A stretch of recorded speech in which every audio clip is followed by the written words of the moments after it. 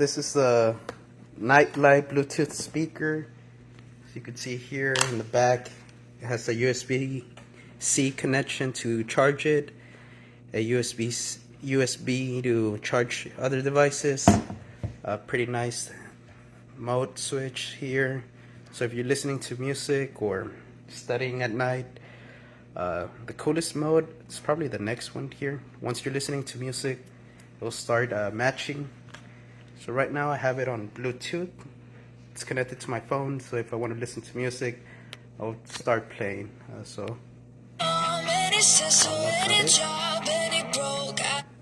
see. So that's a Bluetooth mode. It also has sleep mode. So let's sample. This is a control.